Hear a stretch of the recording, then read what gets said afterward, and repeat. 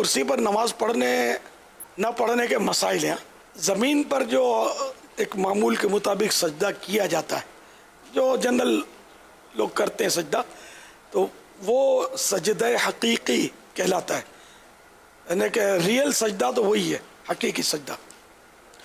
لیکن بعض مجبوریاں ہیں کہ وہ حقیقی سجدے پر جیسے اب وہ اس میں قدرت نہیں ہے اس کی، یہ کر نہیں پا رہا، یا کرتا ہے تو سخت درد ہوتا ہے، کوئی اس طرح کا اس کو عذر ہے، تو اب یہ سجدہ ساقط ہوتا ہے نا، معاف ہو جاتا ہے.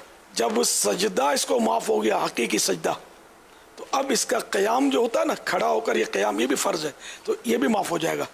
قیام بھی اب ساقط ہوا، معاف ہوا. اب یہ کہ زمین پر بیٹھ کر پڑھے یہ بہتر ہے. اب بعض صورتوں میں کہ زمین پر بھی بیٹھ کر نہیں پڑھ سکتا، تو اب یہ کہ کرسی پر بیٹھ کر پڑھنے کا طریقہ جو ہے نا، تکبیر تحریمہ اور ہاتھ باندھنا تو وہ سیم ہے کہ اس میں کوئی رکاوٹ جس کو نہیں ہے، اللہ اکبر یہ ہاتھ باندھ لیا. اب یہ جو بھی پڑھنا ہے سورہ فاتحہ وغیرہ یہ پڑھیں. اب رکوع اور سجدہ اس میں تھوڑا دھیان رکھنے کا. اچھا، رکوع کا تعلق یہ جو اشارے سے نماز کہلاتی ہے. اشارے سے جو نماز پڑھی ہے اس کا تعلق کمر سے نہیں ہے، توجہ رہتی نہیں ہے، کمر جھکی ہوئی ہوتی ہے. تو اصل جو ہے نا، سر سے اشارہ کرنا ہے رکوع کا. تو اب جیسے یہ، اور ٹیک بھی اگر ضرورت نہ ہو تو ٹیک نہ لگائے. اس کے لیے اگر کوئی وہ بغیر ٹیک کا سٹول ممکن ہو نا، بڑا بنوا لے.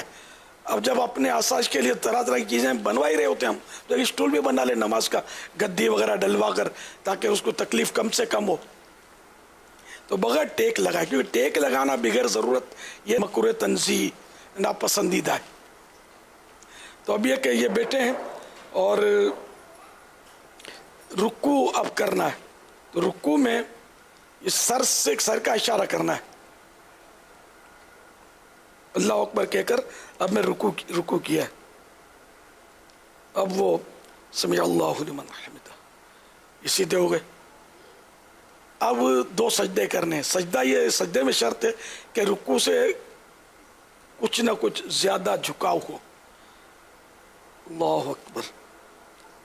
آپ نے نوٹ کیا کہ میرا رکوع سے یہ سر زیادہ جھکا ہے. اللہ اکبر، اللہ اکبر.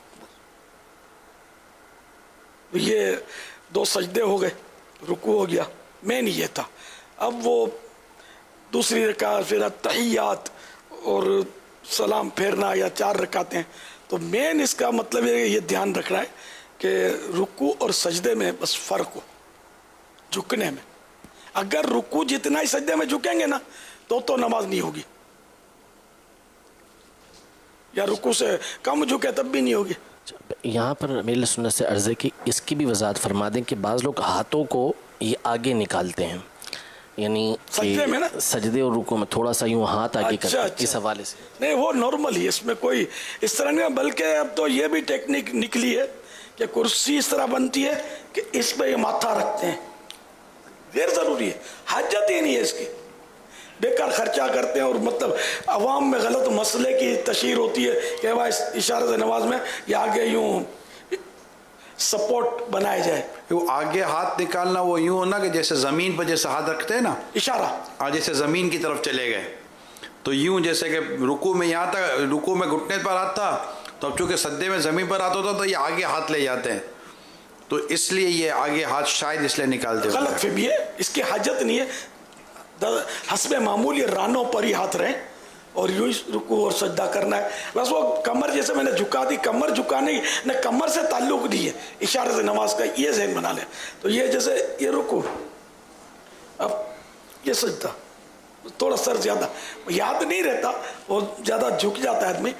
لیکن جھکنا تو پھر بھی پایا گیا، لیکن اتنا بھی اگر جھکتا نا کہ تھوڑا رکوع کے لیے اس سے تھوڑا زیادہ سجدے کے لیے، تو یہی کافی ہے.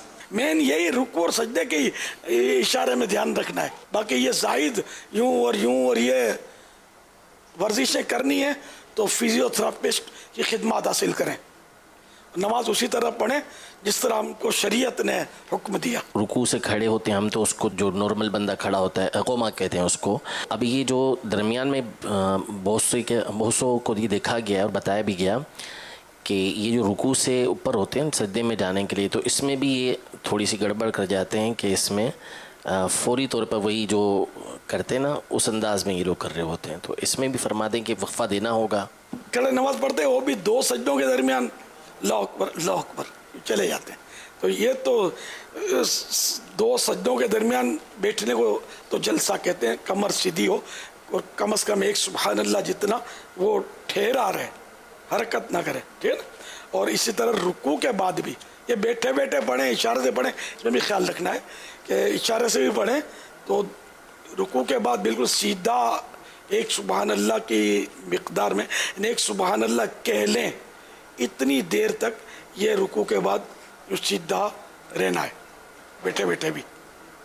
सिर्फ 2 सजदों के दरमियान भी सीधा बैठना है 1 सुबहान अल्लाह कहने जितना, कि ये तो वाजिब बातें तादील अरकान इसको कहते हैं, इनका भी ख्याल रखना है।